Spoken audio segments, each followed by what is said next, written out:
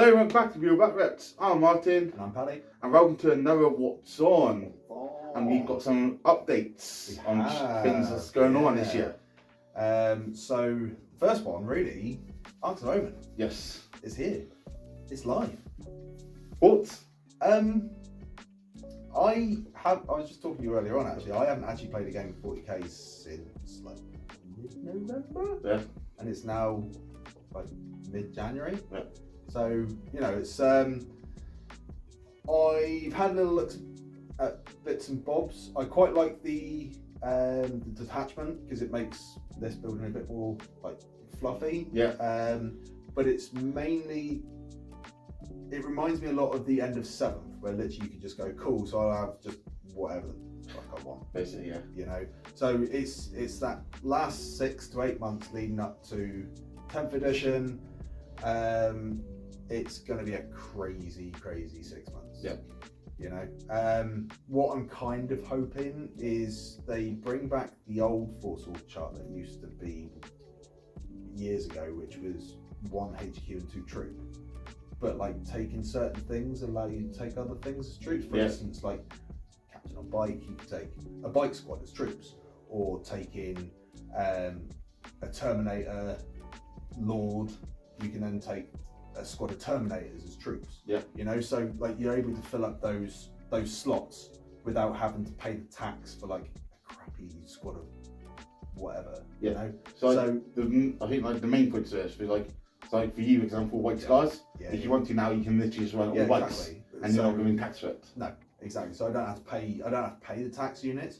I quite like as well in like some of the missions and secondaries that you still kind of have to take troops. Yeah.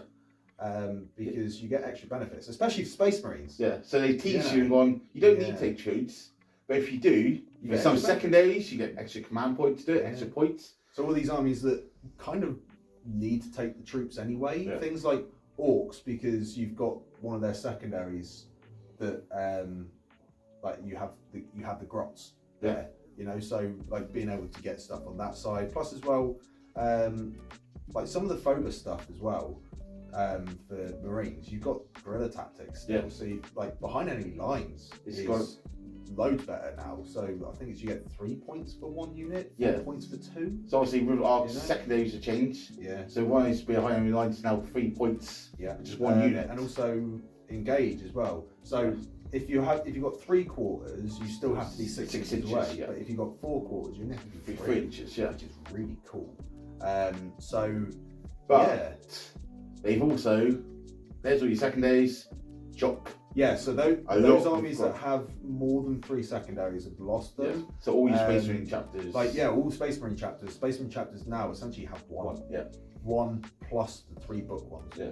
That's it. So Space Marines, they still get the better end of the stick of the fact they have 4 to choose from. Yeah, because but it's still like Blood Angels, man. Blood Angels lost like 2 of their best they didn't lose their best secondary, but they lost the other 2 that they normally take. Yeah. What was the other ones that had changed secondary wise? What, core ones or armies? Army ones. Don't think there was. I mean, the NIDS ones got changed. They're worse. They're a lot worse. But we'll come on to NIDS in a minute. So obviously some of the core ones have changed as well. So like psychic interrogation now needs line of sight. Now need line of sight. And it's an additional warp charge point to cast. Yeah. So that's not an auto take. No, you probably won't see people take interrogate anymore, unless you're coming up against knights, maybe. Yeah, because you can still claim line of sight on knights. Otherwise, you literally just hide your characters and deny your points. Yeah, you know. So Warp Ritual has gone up by Warp Charge 1. Yeah, it's now 4. So it's now 4, which is not a big deal. But so I think that one you'll see a lot more often now for sure. But then.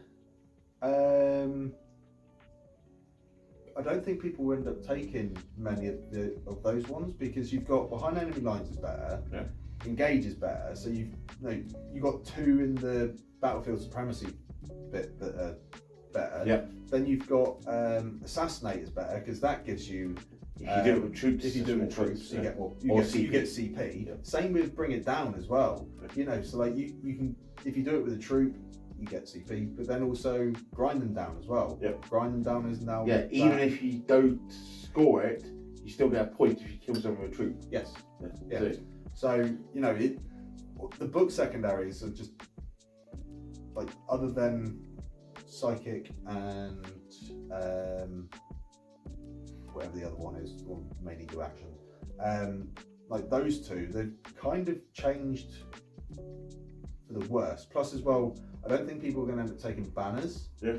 Because people are going to now go, right, okay, let's go heavy and take as many devastators as we can, all the tanks. Yeah. But they can't do banners. Well, they can, but you don't want them to do banners because they're more valuable in shooting.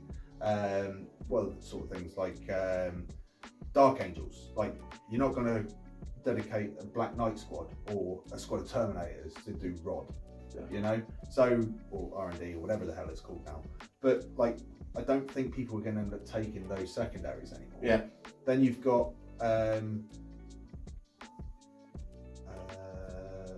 flyers. Yeah. Flyers Flyers have to start in reserve.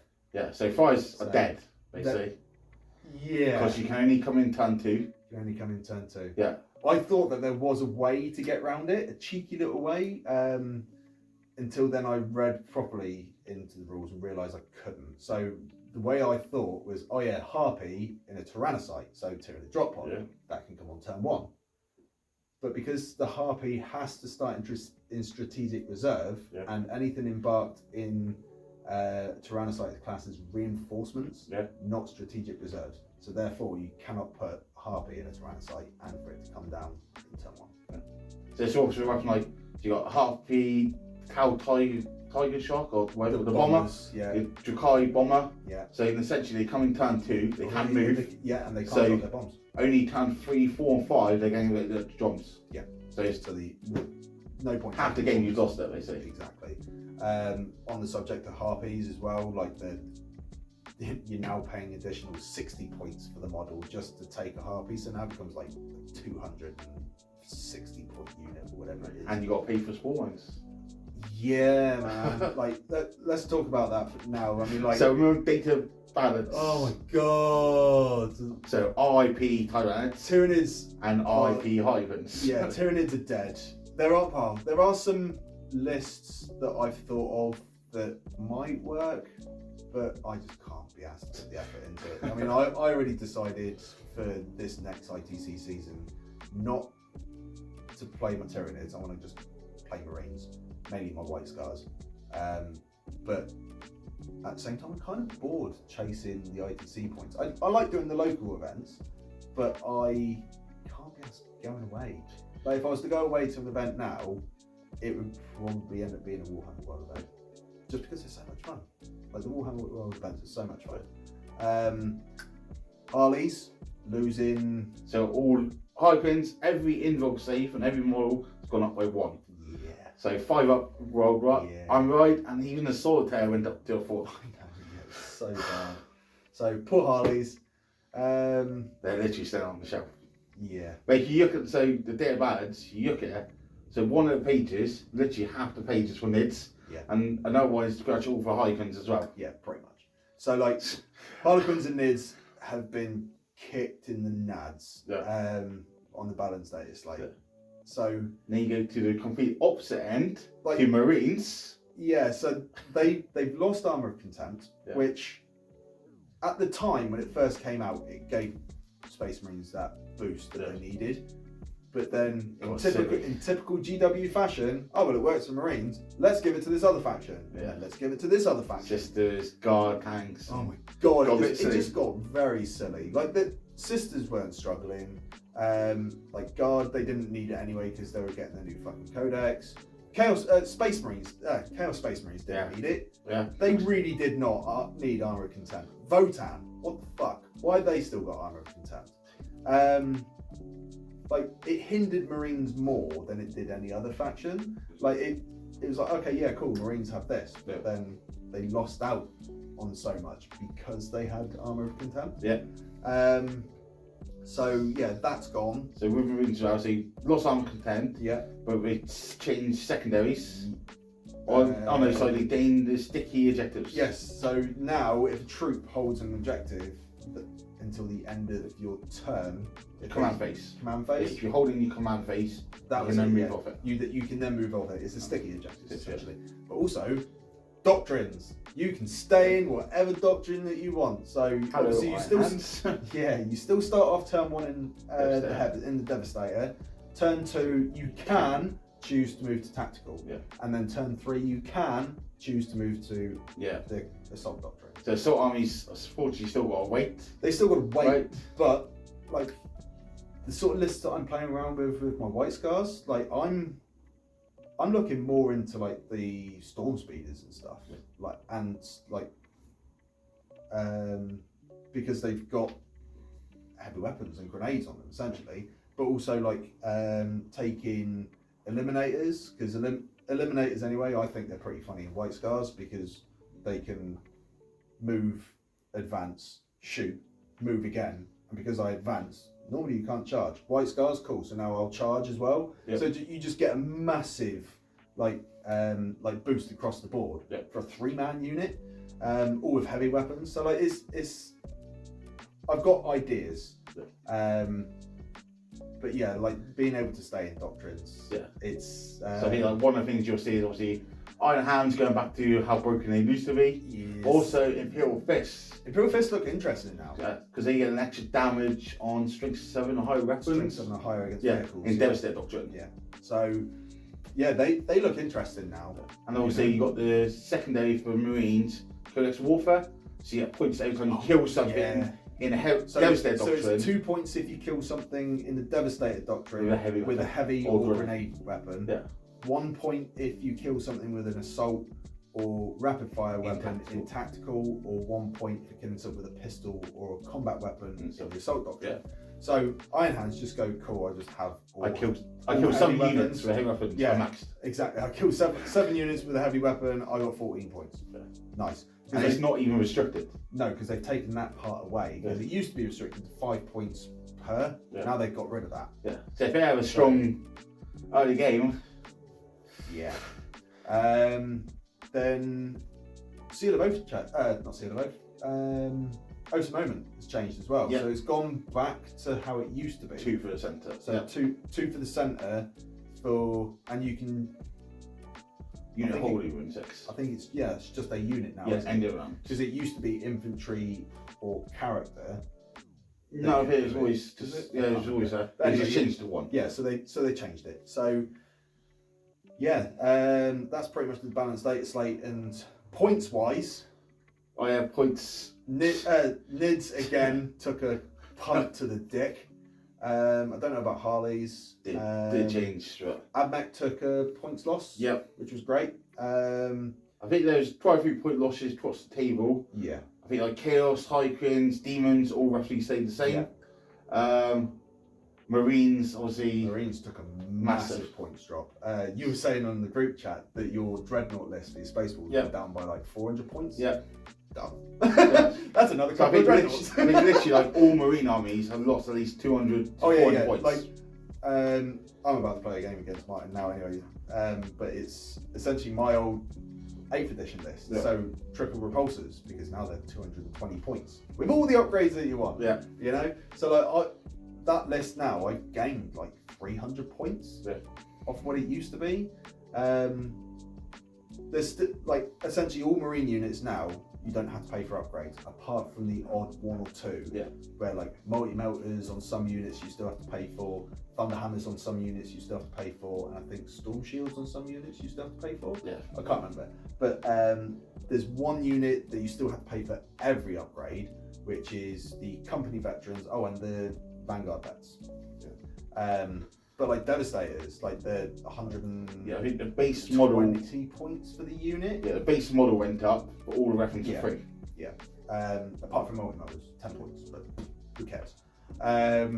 Then what was it? Oh, Stern Guard are looking awesome. So they're 100 points for 5, and you can just put whatever weapons they have available on them, and they don't cost any extra. So you can have a squad of 5. Sergeant with Combi Melter and Lightning Claw, or Thunderhammer if you wanted to. 2 other dudes with Combi Melters, and then 2 dudes with multi melters. So that's 7 melter gun shots. Yeah. From a drop pod. Awesome. Yeah. For 100 points. And I think the last one to notice about Dave Allard's is now reserves.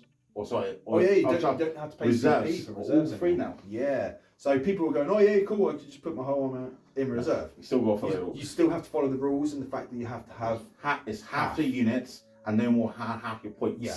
In strategic reserves. Yeah. So Marines players, if they wanted to, they could still go have 10 drop pods and then all my units in drop pods and do a null deployment if they wanted to. Yeah, drop pods is the different one. Yeah, because they're not strategic reserves, they're reinforcements.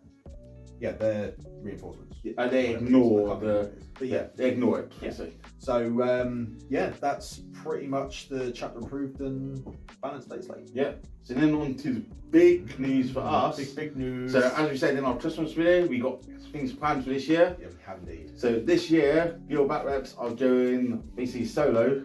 We're splitting off. Yep. And we're running events ourselves and aiming to go bigger and better, larger, hopefully. Yes, most definitely. Yeah. So for the past 2-3 years, pretty much. Yeah.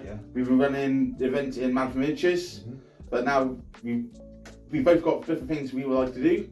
So Bugle Back Reps, we're going to go off and we're investing, growing, stuff like this. Man for Miniatures, there'll still be 1K tournaments in there, for casual, a bit more for the newer players. Yep. Whereas us, we're going to try and hit the more competitive stuff. Because we do have a small competitive scene. We've got like curtain events and the odd Truro event every now and again.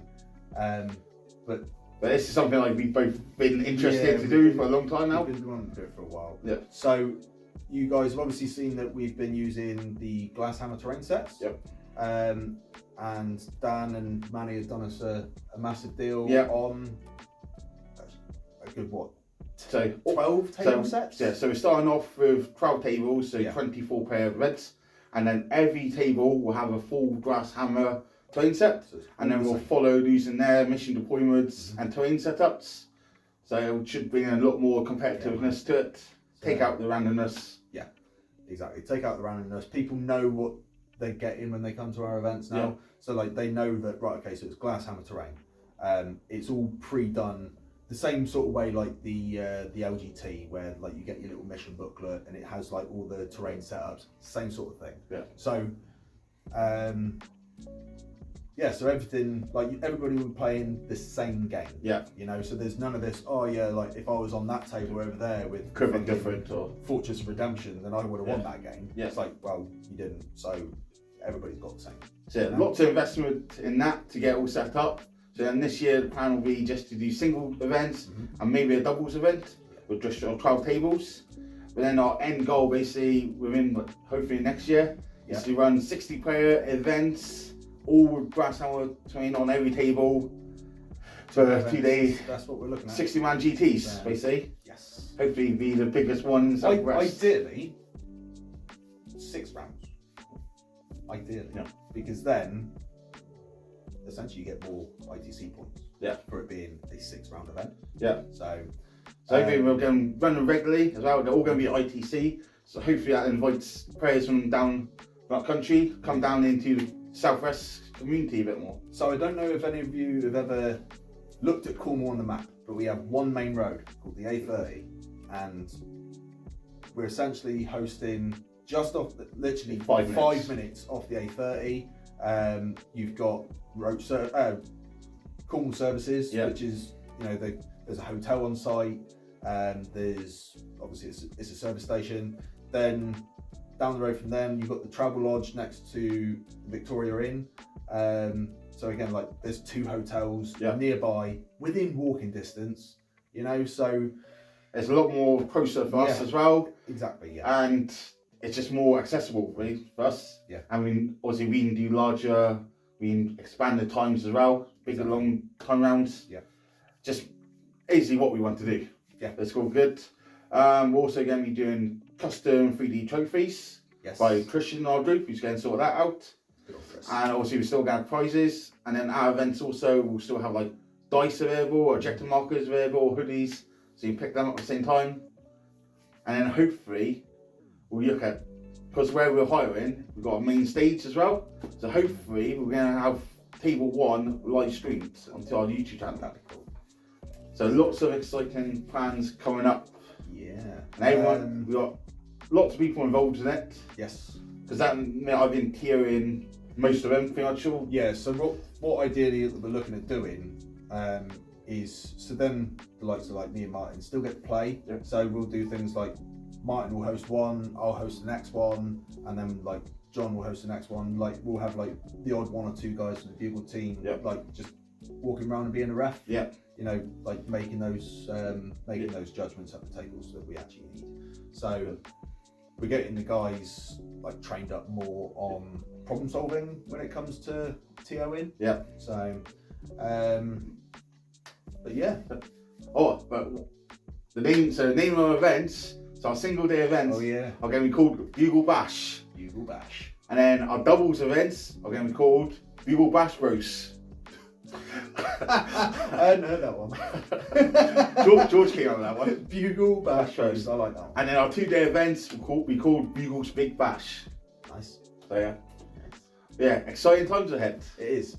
So our first event is going to be in March to 26. Yes. Our first one, we're keeping it mainly to the Bugle lot and our regulars who have been attending our local events. Yeah. After that one, once we all got it up and running and we're happy with it, the next one will literally go on sale and anyone can buy a ticket and come and join. First come, first serve. Indeed. So there will be reserve lists as well. Yeah. We're not going to have like a 20-man reserve list. It'll be like, right, okay, there'll be like 5 or 6 people on a reserve list. Once the reserve list is full, that's it. Yeah. So, but yeah, exciting times. it is indeed. And that's all for, we got to update, Twig. Yeah, pretty much. But yeah, so thank you for all your support. Make sure you check out all our social medias, and we hope to see you at some events. Indeed. So until next time. Cheers, Good luck.